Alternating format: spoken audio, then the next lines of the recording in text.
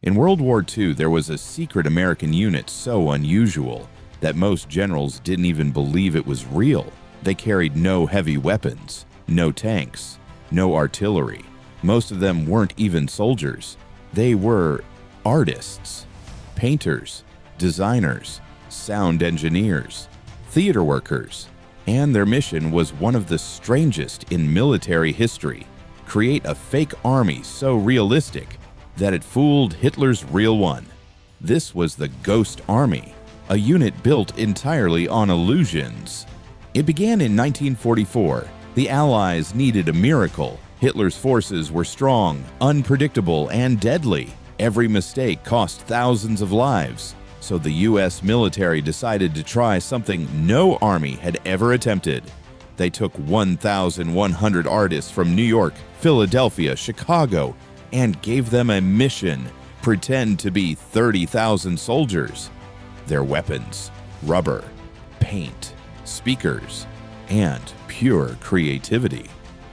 When German planes flew overhead, they saw hundreds of tanks lined up in perfect rows. But if they got closer, they would have discovered the truth.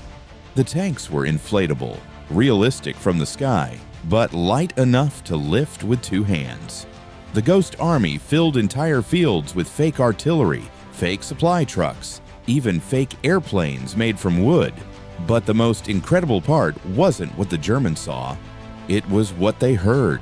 The Ghost Army used giant speakers, some taller than a man, to blast fake battle sounds across the countryside.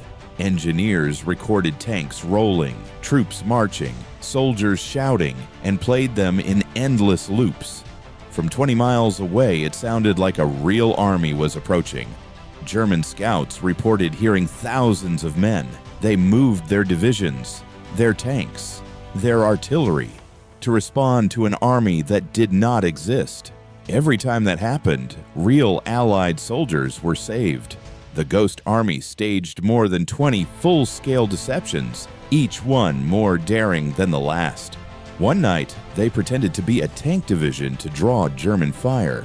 The next night, they pretended to be the same division, 30 kilometers away. The German commanders became confused, frustrated, afraid. They began fighting an enemy made of smoke and shadows. But the Ghost Army paid a price. They operated close to the front lines. Sometimes their illusions were discovered. Some members were shot at, some wounded. A few never made it home.